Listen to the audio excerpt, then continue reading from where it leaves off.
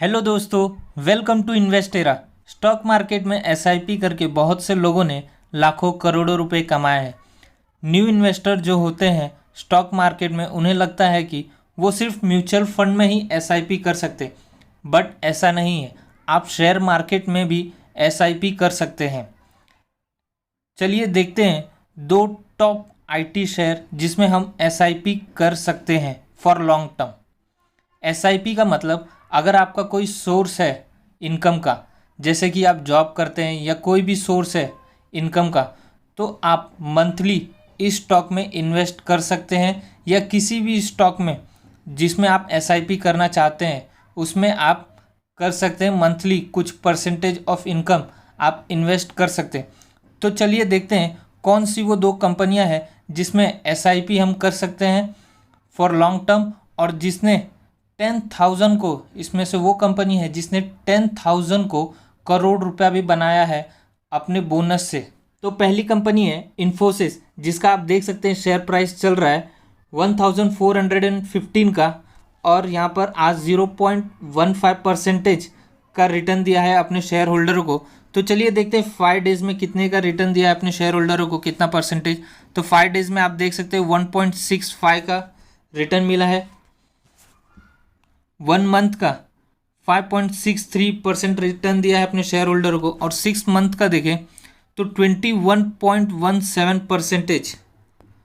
अगर हम 1 ईयर का देखें तो 1 ईयर में कंपनी ने 97.67% रिटर्न दिया है अपने शेयर होल्डरों को, जो कि अगर आप बैंक में या फिर एफडी कराते हैं तो इतना नहीं मिल पाता।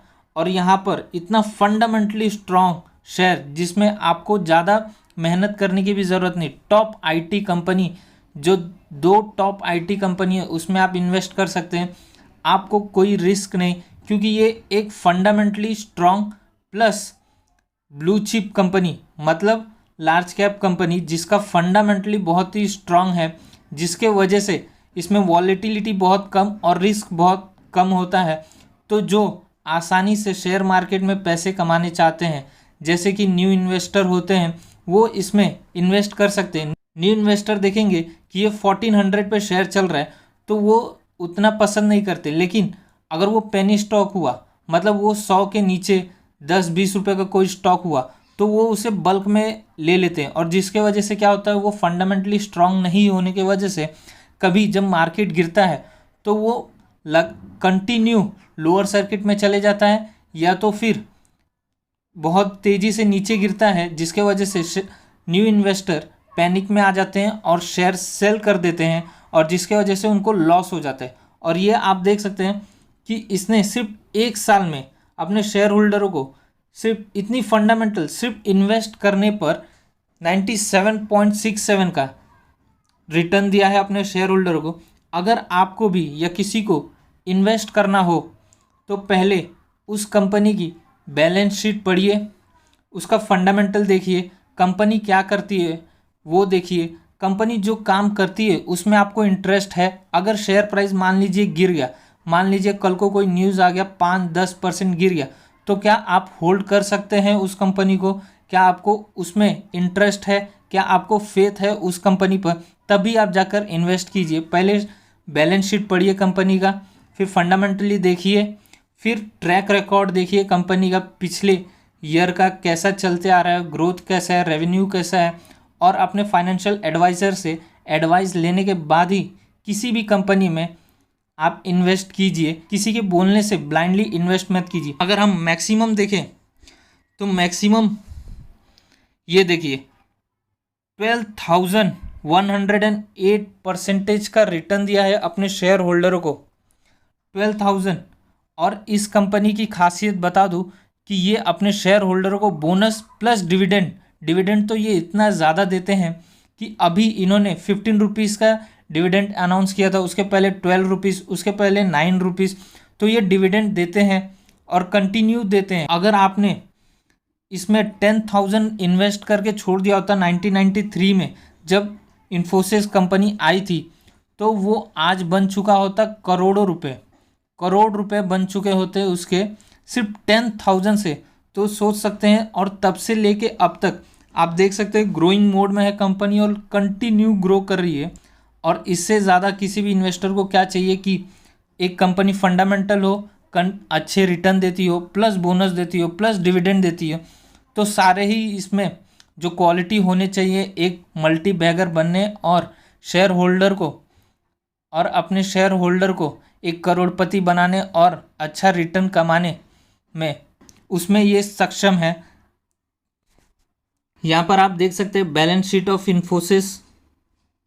तो चलिए देखते हैं बैलेंस शीट कंपनी का रिजर्व्स एंड सरप्लस कैसा है। तो आप देख सकते हैं रिजर्व्स कंपनी का 69,000 करोड़, जो कि पिछले ईयर से ज़्यादा है, कंटिन्यू ज़्यादा है कंपनी ने। ये देखिए, जितना ज़्यादा कंपनी के पास टोटल रिजर्व्स होंगे उतना ज़्यादा पॉसिबिलिटी बढ़ जाती है कि कंपनी बोनस अनाउंस कर दे या डिविडेंड दे, बायबैक दे या कंपनी न्यू एक्सपांशन करे। तो यहाँ पर आप देख सकते हैं कि कंटिन्यू यहाँ पर ग्रोथ हुआ है, कंटिन्यू इंक्रीज हुआ है और रिजर्व बहुत ही ज़्यादा अच्छे हैं कंपनी के। और ये वो कंपनी है जिसने 8 बार अपने शेयर होल्डर को बोनस दिया है, जिसने 10,000 को करोड़ में पहुंचाया है। ऐसी बहुत कम कंपनियां होती हैं, तो इसमें आप इन्वेस्ट करने का सोच सकते हैं। कभी भी इन्वेस्ट करने से पहले कंपनी का बैलेंस शीट, कंपनी का फंडामेंटल और अपने एडवाइज़र से एडवाइस लेकर ही इन्वेस्ट कीजिए। ये मेरा पॉइंट ऑफ व्यू है जो मैं बता रहा हूँ। यहाँ पर एनएसई की वेबसाइट पर आप देख सकते हैं कि इन्फोसिस लिमिटेड, आप देख सकते हैं कि कंपनी का 52 वीक लो 12 जून 2020 को था और 52 वीक हाई 12 अप्रैल 2021 को था। मतलब एक साल से भी कम में पैसे डबल कर दिए हैं। और जो शेयर प्राइस इस टाइम चल रहा है वो 52 वीक हाई के आसपास ही हैं। चलिए कंपनी का इन्फॉर्मेशन देख लेते हैं।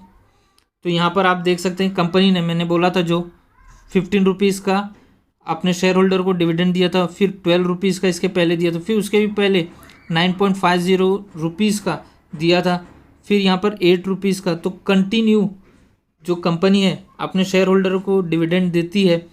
यहाँ पर किसी आप बोलेंगे कि सर 15 रुपीज़ का ही डिविडेंड, इससे क्या होगा, लेकिन वो सोचिए जिसने लॉन्ग टर्म तक इसे होल्ड किया है, जिसके पास बहुत सारे शेयर्स हैं, जिसके पास बोनस से शेयर्स मल्टीप्लाई होते गए हैं, उसके लिए ये बहुत सारे शेयर्स हैं। बहुत सारे लोगों के पास हज़ारों शेयर्स होते हैं और हज़ारों मल्टीप्लाई बाय 15 कर दिया जाए तो बहुत पैसे, इसे पैसिव इनकम भी बोल सकते हैं। ये डायरेक्टली आपके बैंक अकाउंट में जाता है।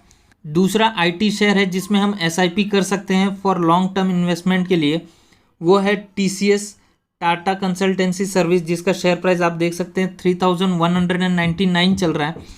तो चलिए देखते हैं 5 डेज़ में इतने अपने शेयर होल्डर को कितना रिटर्न दिया है। तो 5 डेज़ में 2% का रिटर्न दिया है, 1 मंथ में 1.7% का, और 6 मंथ में आप देख सकते हैं 14.9%।